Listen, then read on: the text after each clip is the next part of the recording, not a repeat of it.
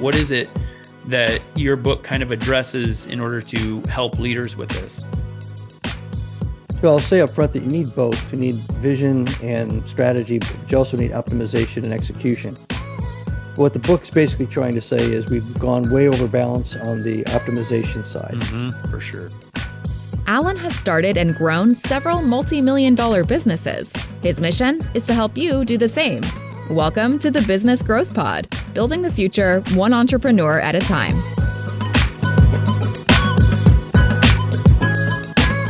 Hey everyone, welcome to the Business Growth Pod. I'm your host, Alan Draper.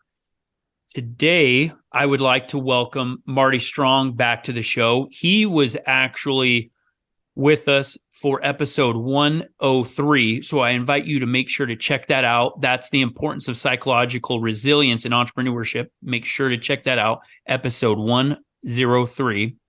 Marty is a retired Navy SEAL combat veteran and CEO. He's a consultant, motivational speaker, and the author of 9 novels and 2 business leadership books. One, Be Nimble, How the Creative Navy SEAL Mindset Wins on the Battlefield and in Business, which was released in January 2022. And his second, Be Visionary, Strategic Leadership in the Age of Optimization, which was just released a few months ago in January of this year. Marty has spent a lifetime meeting challenges head on, succeeding in 3 different professions, anticipating crises, and leading through chaos. Welcome back to the show, Marty. So glad to have you. Well, thanks for having me back, Alan. How do you have all this time to write? I mean, is writing just your full-time gig, or are you doing other things? I can't imagine. No, it's one of about 5 things I'm doing right now. I do consulting, mostly on the strategic side, helping companies try to figure out where something went wrong or where something might go right going forward. And I'm on a board of Best Robotics, which is a nonprofit, which does competitions for kids, has for 30 years all across the United States. And that spun off into a for-profit entity that hasn't stood up yet, but it went live legally about 2 months ago, called Best Mind Lab, which is kind of taking what we learned from the kids in the robotics championships about innovation and creativity, and the fact that they didn't know anything about any rules, and yet they're still executing and performing incredibly well. So that's going to be a different business. I've got my day job as a CEO. So I've got about 800 employees scattered across 3 operating companies, and I'm in the management holding group. And then I usually write 5:30 to about 6:30 in the morning. Jeez. I'm trying to finish a book that I've been working on for a couple of years now. I have a draft, but I don't think I appreciated how difficult it is, just in terms of just sitting down and doing it. What was it? How are you able to juggle all these things, but pay like micro attention to things such as writing a book when you need to? So I decided to, with some insight, I read the 4-Hour Work Week about 2017.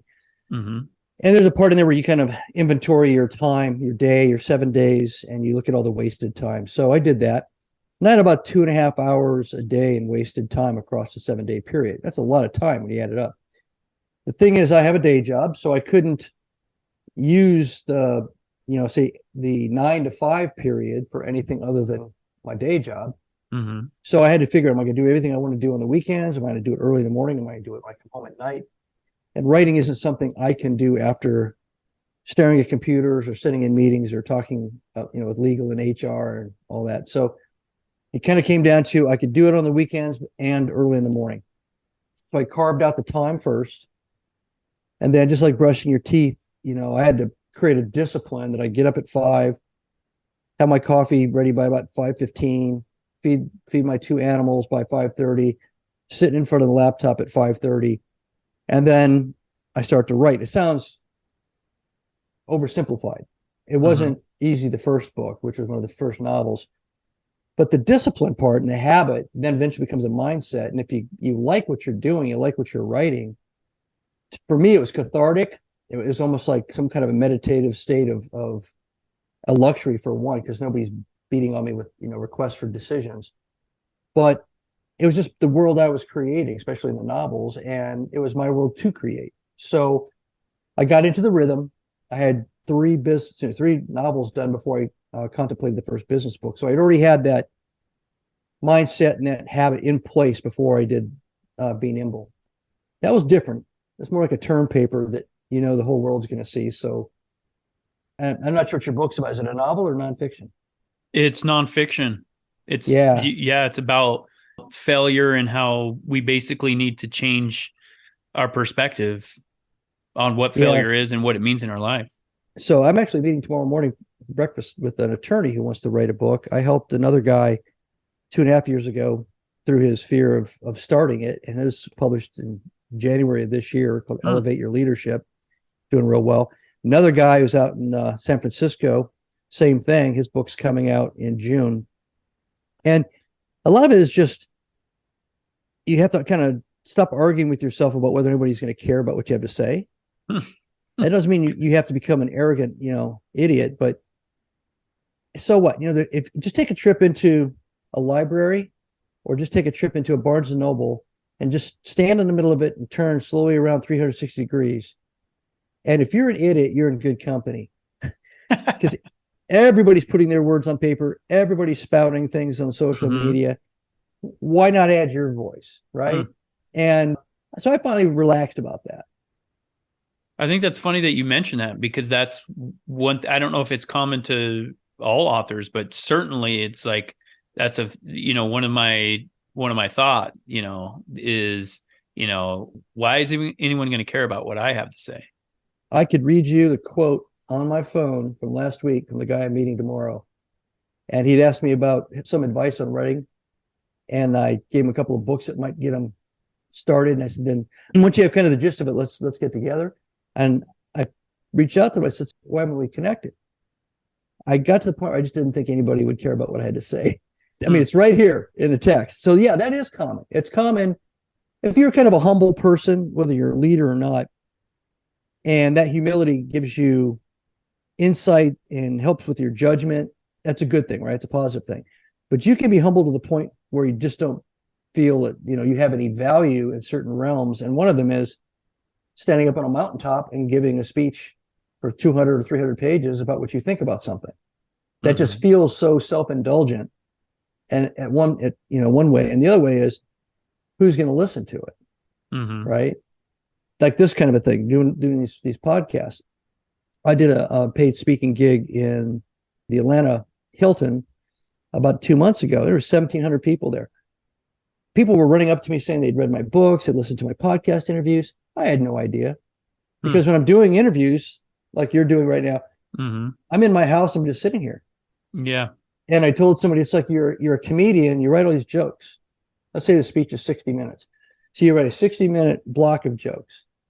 Then what I want you to do is I want you to go into a closet and talk into a microphone in the dark and go through all your jokes. Yeah. And somewhere in another place, there'll be a crowd listening to your jokes, and you'll have no feedback. You'll have no idea if they're landing or if they're just staring at the speakers going, this guy's an idiot. That's what it feels like sometimes to write. But yeah, you got to kind of trust it. You just got to put it out there. And it doesn't have to be your first book. You can always improve and improve and improve. Yeah. Yeah, for sure. I think it's interesting that, hearing your story about how you had this goal and then you changed your lifestyle to accommodate it. Yeah, and I was probably 51. Doing things creatively and changing what you do isn't about age. It's not about, you can't, teach an old dog new tricks. Your brain is not structured that way. Your brain is basically very malleable, and it's got creativity baked into it, built into it already. That's kind of what the third book's about that I'm working on now. And there's two switches that brain science has identified. One is a very task-focused switch, and it goes back to our early days as humans. And the second one is what they call the forge or explorer switch. That's what allowed humans to go beyond the campfire where they were comfortable, because they were running out of food and they had to go over the next hill, which is the unknown. They had to have the ability to risk and go to a place where there wasn't comfort and protection.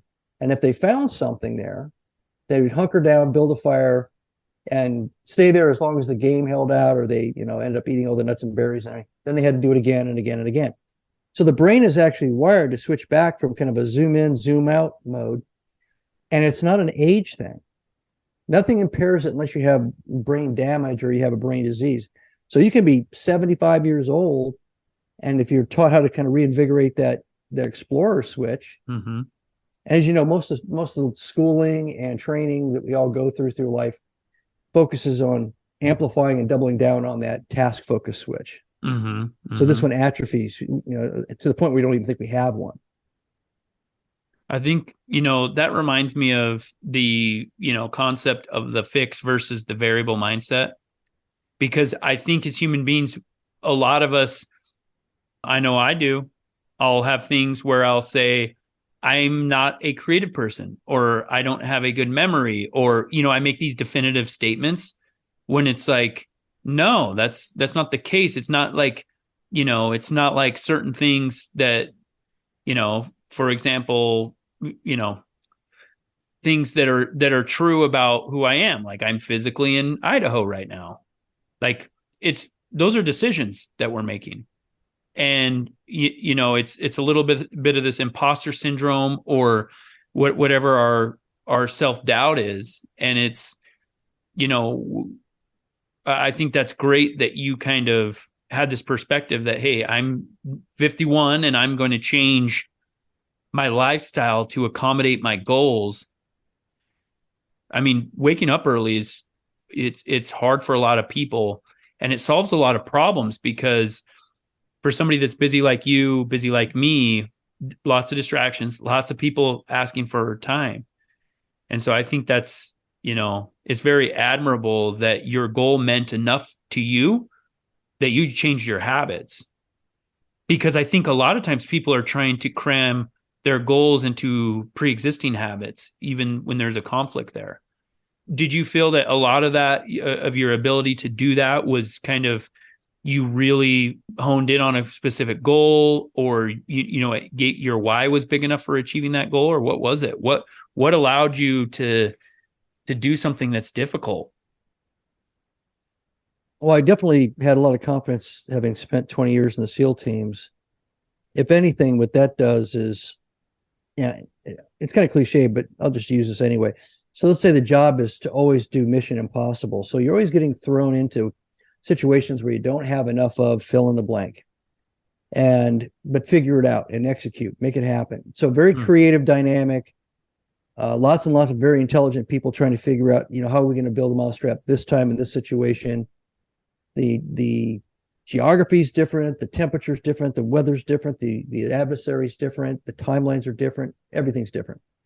So you start to get into a mode where you're very comfortable and confident in things that aren't set piece, formulas.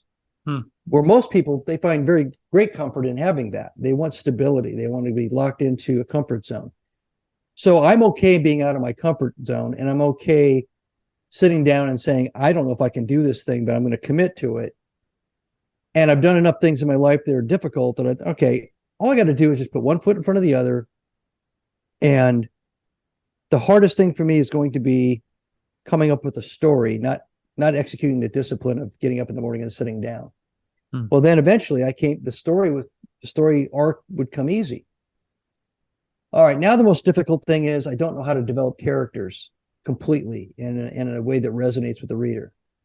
Okay, then I figured that out. All right, well, now I don't know how to, so every step of the way I was achieving a piece of it, and I still had a lot more of it to learn.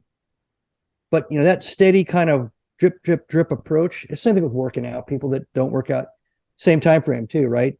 People that can do it between 4 and 6 in the morning before their cell phone blows up can make a discipline out of it, and they can achieve great results in transforming their bodies or their health, whatever.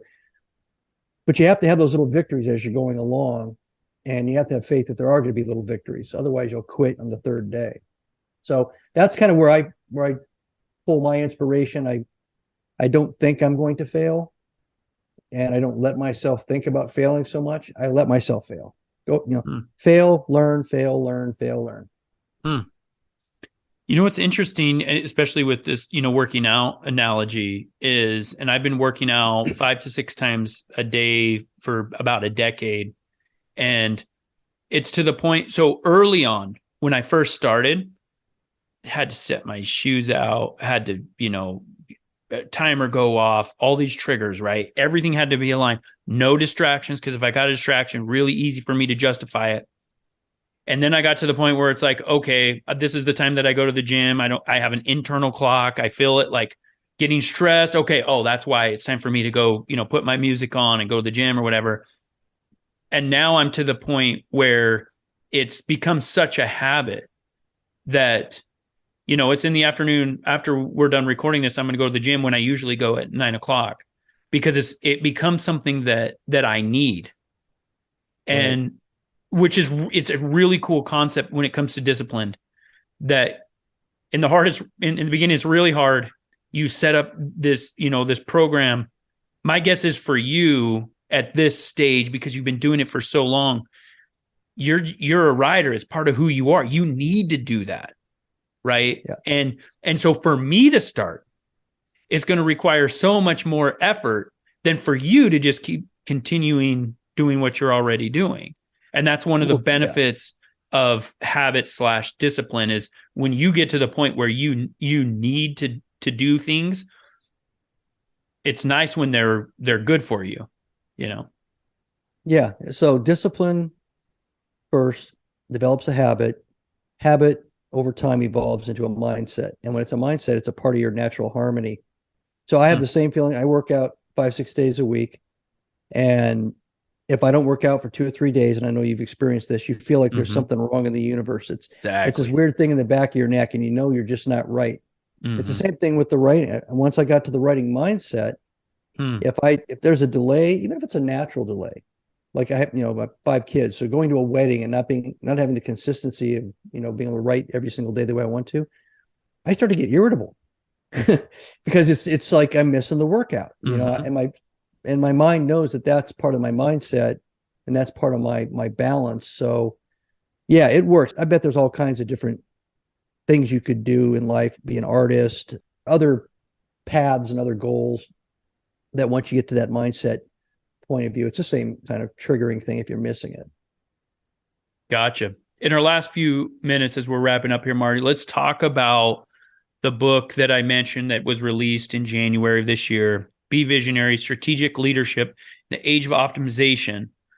What is it about technology, about all the great systems that we have available to us and all the great technology that we have available to us, that makes leadership, I don't know if it's more difficult or if it's just different? What is it that your book kind of addresses in order to help leaders with this? So I'll say up front that you need both. You need vision and strategy, but you also need optimization and execution. What the book's basically trying to say is we've gone way over balance on the optimization side. For sure. And that's been enabled by technology. And it's also been enabled by the system that produces the people that we have in organizations. So when you go to high school and you go to college, what are they teaching you? They're not teaching you the future. It's a history lesson in every single discipline. True. It's a history lesson. You can't raise your hand and say, well, what if I could make pigs fly and get an A? No, you can't. Right. So, you're not going to get an A for the flying car, paper that you write. Their job is to teach you what has come before you, show you how it's been done. And your job as a student is to regurgitate what you've memorized about the way things have been. So you jump into the workplace and you're told exactly where to sit, what all the rules are, the traditions of the company, the culture of the company, and all that.